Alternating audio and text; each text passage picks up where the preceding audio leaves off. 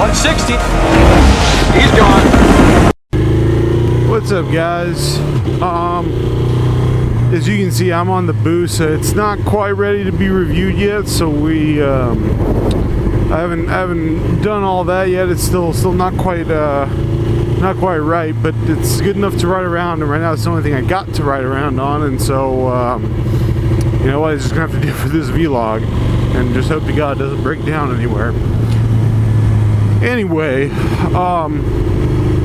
let's talk about what's new. So, got the Busa basically done. I'm waiting on one last part to swap in, and hopefully that'll kind of clean everything up a little bit. So I'm still waiting on that. I just got the gas tank for the Striker in today. I kind of lost the whole weekend because I was up at my parents' house, so I didn't get a whole lot of stuff done.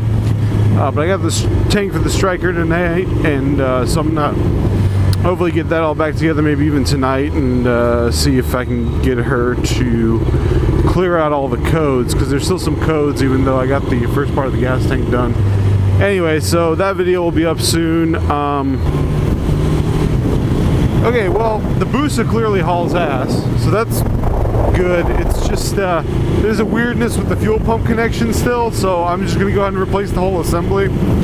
But it's good to see that this thing will get up and go.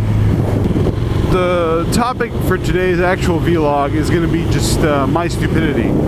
I occasionally do really kind of dumb things because I don't think I'm through all the way, and then I don't realize that I've done them until it's after the fact already, and then I'm like, shit. So what did I do? I went ahead and sold the MV Augusta because I got a really nice price for it. And now here's the thing. In my garage, there are the bikes that I flip, and then there's usually one bike that I buy and keep for myself. Again, I don't overpay for things, but it's usually a bike that, you know, I really enjoy, and so that was what the MV Augusta was. I got a good deal on it, but it was predominantly for me. I didn't buy it with the express notion of making money on it. And generally what I will do is I will buy a kind of, you know, daily driver bike, if you will. And then all the other bikes in my garage that come and go are just kind of money bikes. And MV Augusta. So I sold the MV Augusta, which was great because I made a bunch of money on it. But I actually sold it before I had a chance to buy myself another me bike. And so now I've been working on the Busa, and I got the Busa so I can at least ride this around, and we'll see how long it takes to sell this, because the thing is, in Austin you really need a motorcycle. Because like for ACL and stuff, I mean, I'll spend $20 a day parking my truck down there, or it's free with the bike, and I get to park closer, and I don't have to worry about people breaking into my shit. So, you know, Fun Fest is around the corner. I want to go to that. That's in early November.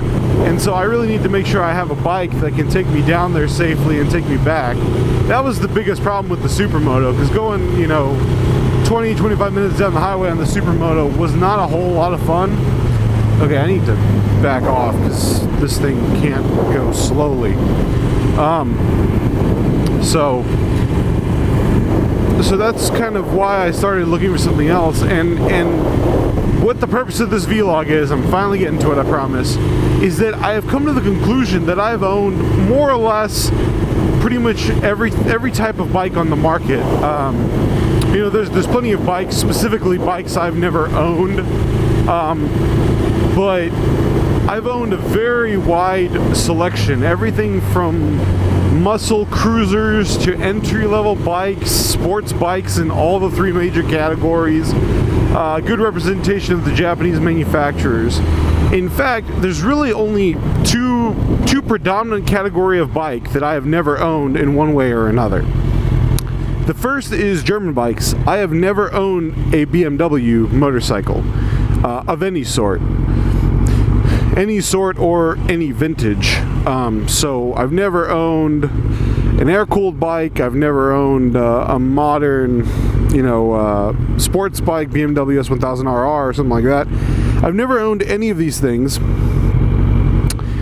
and I want to.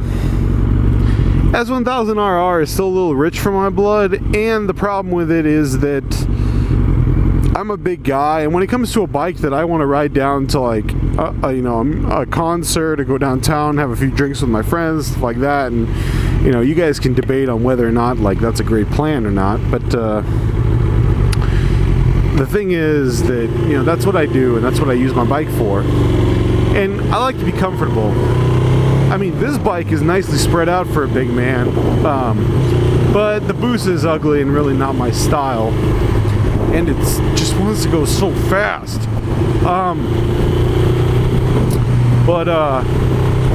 So I've never owned a BMW, and I've always kind of really liked those, what are they called, the 1250Rs. Here's a picture of what I'm talking about in case I say the wrong thing in the video. I'll edit it in later.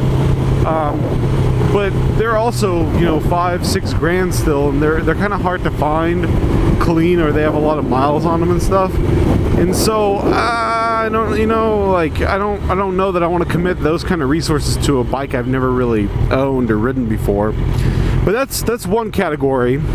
I like big naked standard bikes. I've had the MV Augusta, I've had the Speed Triple, I've had an SV1000. I really like that category of bikes, but I've owned everything in the category more or less. And to be honest with you, if I had to do it, I would go back and get another Speed Triple, which is always an option. But let me get to the second category of bikes I have never owned. I have never owned a Harley. I have parted out a couple of Harleys, and they're really good money, but I've never actually owned a running, driving, usable Harley. And I know what you're thinking. You're thinking, Jesus fucking Christ. You're gonna get a Harley? Really, Max? A Harley? Well, not only am I kind of thinking about maybe getting a Harley, but I'm actually kind of thinking about maybe getting a V-Rod. Now, for those of you who don't know what a V-Rod is, here's a picture.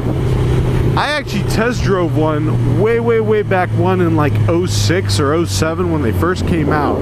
I got invited to a Harley dealership, and I got to, or maybe this was a 08, I got to test drive a V-Rod and a V-Rod Muscle. And at the time, I was all about the sports bikes, and so I was like, this shit gay, man, what the fuck? And looking back on it now, the one bike I think I enjoyed the most out of all the bikes that I owned was, I think, the VMAX. I don't know if that's because I literally rode it everywhere for like a year.